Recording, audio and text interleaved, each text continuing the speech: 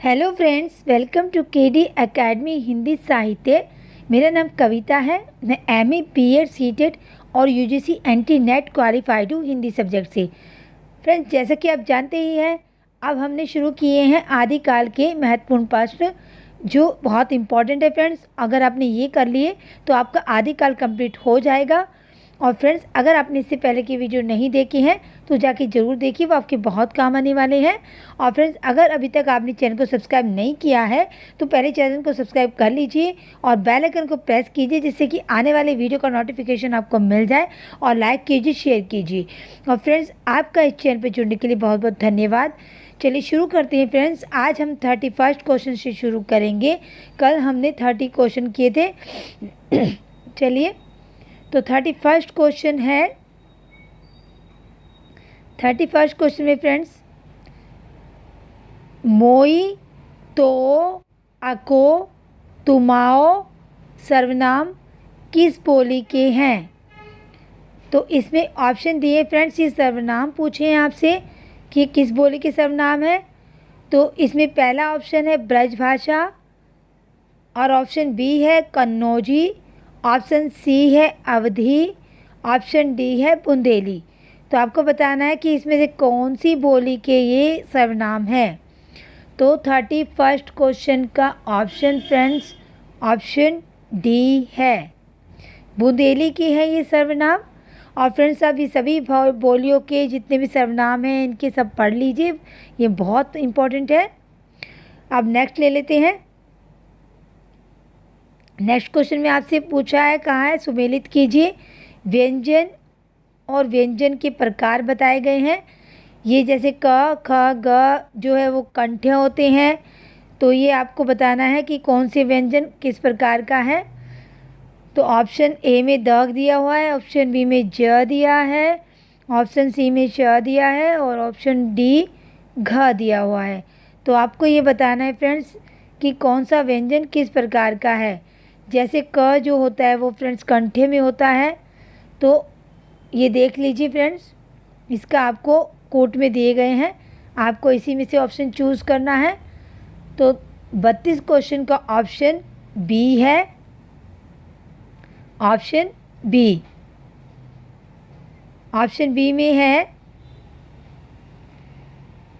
The जो है वो दंते है। जैसे द हम बोल रहे हैं तो द हमारे दंत से स्पर्श कर रही है, हमारी टंग जो है, हमारी जिह्वा जो है वो दंत दांतों से टच करे तो वो दंत्य व्यंजन होते हैं।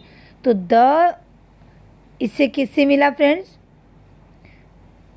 द का तीसरा में मिलेगा ए का ऑप्शन, और ऑप्शन बी में ज है, वो है तालव्य। जब हम ज बोलते हैं तो तालू से हमारी जीभ टच होती है। श में जो है वो फोर्थ से मैच होगा, सी ऑप्शन। ये ऊष्म व्यंजन है, आप जानते ही हैं जितने भी श है 3 तरह के वो सारे ऊष्म व्यंजन हैं। ऑप्शन डी में घ है, ये कंठ है, क, ख, ग, घ, ये कंठे होते हैं फ्रेंड्स, क्योंकि इससे हमारी आवाज़ हम बोलते हैं तो कंठ से निकलती है। अब नेक्स्ट क्वेश्चन ले लेते हैं। 33वां क्वेश्चन है, पद्मावत का रचना काल है। पद्मावत का रचना काल फ्रेंड्स कौन सा है, आपको बताना है। ऑप्शन ए में 1540 ईस्वी, ऑप्शन बी 1556 ईस्वी, ऑप्शन सी 1460 ईस्वी, ऑप्शन डी 1680 ईस्वी। तो 33वें क्वेश्चन का ऑप्शन होगा ऑप्शन ए, 1540 ईस्वी में ये रचना काल है पद्मावत का। अब नेक्स्ट क्वेश्चन ले लेते हैं। 34वें क्वेश्चन में पूछा है आपसे, तुलसीदास का जीवन काल क्या है। तुलसीदास का आपको समय पीरियड बताना है कि इनका जन्म कब हुआ और मरण कब हुआ। तो ऑप्शन ए में आपको दिया है 1540 से 1680 ईस्वी, ऑप्शन बी में दिया है 1532 से 1623 ईस्वी, ऑप्शन सी में दिया है 1550 से 1650 ईस्वी, ऑप्शन डी में दिया है 1568 ईस्वी से 1650 ईस्वी। तो 34वें क्वेश्चन का ऑप्शन बी होगा। तुलसीदास जी का जन्म जो जीवन काल है वो 1532 से 1623 ईस्वी तक का है। नेक्स्ट ले लेते हैं, अवध विलास कृति के लेखक हैं। तो अवध विलास कृति के लेखक कौन है फ्रेंड्स, आपको बताना है। ऑप्शन ए में तुलसीदास है, ऑप्शन बी जो है केशव दास, ऑप्शन सी लाल दास और ऑप्शन डी ईश्वर दास। तो अवध विलास जो है फ्रेंड्स 35वें क्वेश्चन का ऑप्शन होगा लाल दास, ऑप्शन सी। अवध विलास जो है वो लाल दास की है। नेक्स्ट ले लेते हैं, इसमें आपसे पूछा है फ्रेंड्स 36वां क्वेश्चन पूछा है आपसे, ये देख लीजिए। 36वें क्वेश्चन में आपसे पूछा है, कवि गढ़िया नंददास जड़िया किस कवि के बारे में है। तो ऑप्शन ए में बताया गया है Krishnadas, option B Nanddas, option C Surdas, option D Govind Swami. तो 36वें क्वेश्चन का ऑप्शन होगा फ्रेंड्स ऑप्शन बी नंददास। ये लाइन जो है वो नंददास के लिए कही गई है, कवि गढ़िया नंददास जड़िया। नेक्स्ट क्वेश्चन ले लेते हैं, 37वां क्वेश्चन नेक्स्ट है, नरसिंह जी का मायरा किसकी रचना है। 37वें क्वेश्चन में आपसे क्या पूछा है फ्रेंड्स, नरसिंह जी का मायरा किसकी रचना है। ऑप्शन ए में मीराबाई है, option B Raskhan, option C Krishnadas, option D Damodar. पूरा नाम नहीं दिया है फ्रेंड्स ये। तो 37वें क्वेश्चन का ऑप्शन होगा ऑप्शन ए, ये मीराबाई की है, सॉरी फ्रेंड्स, मीराबाई की। नायरी जी का मायरा, नरसिंह जी का मायरा मीराबाई। नेक्स्ट क्वेश्चन देख लेते हैं, 38वां क्वेश्चन है, रास पंचाध्याय के रचनाकार है।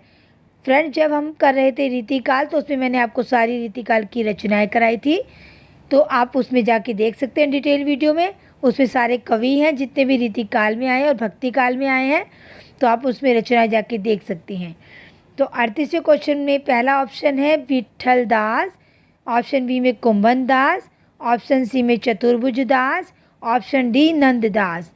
तो रास पंचाध्याय के रचनाकार हैं, ऑप्शन डी आएगा इसका नंददास। 38वें क्वेश्चन का ऑप्शन है डी नंददास, रास पंचाध्याय के रचनाकार हैं नंददास। नेक्स्ट क्वेश्चन ले लेते हैं, 39वां क्वेश्चन है, हिंदी का प्रथम महाकाव्य है।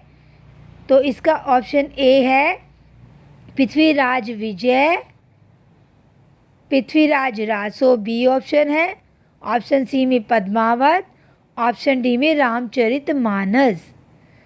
तो 39वें क्वेश्चन का ऑप्शन होगा फ्रेंड्स ऑप्शन डी, जो सबसे पहला महाकाव्य है वो है रामचरितमानस। नेक्स्ट क्वेश्चन देख लेते हैं, 40वां क्वेश्चन है, जायसी कृत पद्मावत की भाषा है। तो 40वें का ऑप्शन ए है, उसमें ब्रज भाषा बताया है, बी में अवधी, ऑप्शन सी में मैथिली, ऑप्शन डी में खड़ी बोली। तो 40वें का ऑप्शन होगा फ्रेंड्स ऑप्शन बी अवधी, क्योंकि जायसी जितने भी सूफी कवि है फ्रेंड्स उनकी सभी की भाषा जो है वो अवधी भाषा रही है। तो पद्मावत की भाषा कौन सी है फ्रेंड्स, अवधी है। नेक्स्ट ले लेते हैं, खड़ी बोली का एक अन्य नाम है। ऑप्शन ए में मेरठी है, option B Kauravi, option C Hadauti, option D Nagaj. तो खड़ी बोली का एक अन्य नाम क्या होगा फ्रेंड्स, आपको आता ही होगा ये, इसका ऑप्शन है बी कौरवी। खड़ी बोली का दूसरा नाम कौरवी है। नेक्स्ट ले लेते हैं, पौमचर्यों के रचनाकार हैं। ये क्वेश्चन पहले भी आ चुका है फ्रेंड्स। तो इसका ऑप्शन है option A Pushpadant, option B Swayambhu, option C Kanakamar Muni, option D Dhanpal. Friends मैंने आपसे जो कल क्वेश्चन पूछे थे कि व्यंग्यार्थ कौमुदी किसकी रचना है, तो वो प्रताप शाही की है।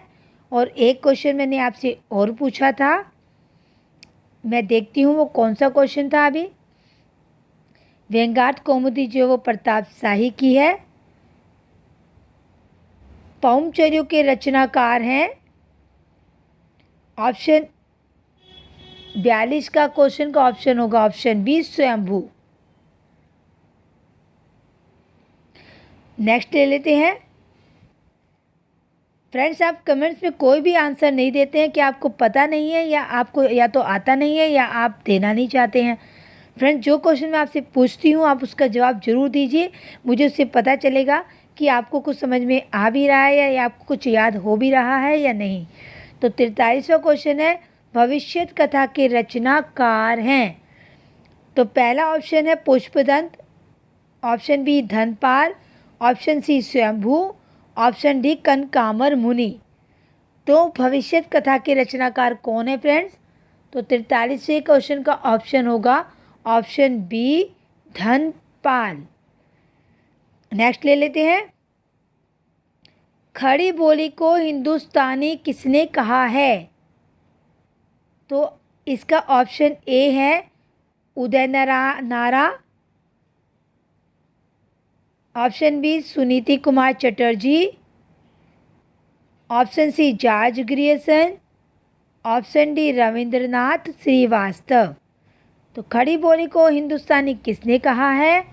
44वें क्वेश्चन का ऑप्शन है ऑप्शन बी सुनीति कुमार चटर्जी ने कहा है खड़ी बोली को हिंदुस्तानी। नेक्स्ट ले लेते हैं। 45वां क्वेश्चन है, मध्यकालीन आर्य भाषा की तीसरी अवस्था है। ये मैं फ्रेंड्स आपको इसी वीडियो के साथ वीडियो दूंगी, मैं भाषाओं का वीडियो दूंगी, भारतीय आर्य भाषाओं का। उसमें आपको ये पूरा कंप्लीट हो जाएगा ये टॉपिक और आपको समझ में आ जाएगा। मध्यकालीन आर्य भाषा की तीसरी अवस्था है ऑप्शन ए में अपभ्रंश, option B Avahatta, option C पाली, ऑप्शन डी प्राकृत। तो 45 क्वेश्चन का ऑप्शन होगा ऑप्शन ए अपभ्रंश है फ्रेंड। तीसरी अवस्था आर्य भाषा की, पहली अवस्था जो है वो पाली, प्राकृत, अपभ्रंश, ये तीसरी अवस्था है अपभ्रंश। मध्यकालीन आर्य भाषा की 3 अवस्थाएं ये। नेक्स्ट ले लेते हैं। 46वां क्वेश्चन है, करकंड चरित के रचयिता है। तो करकंड चरित के रचयिता कौन है फ्रेंड्स?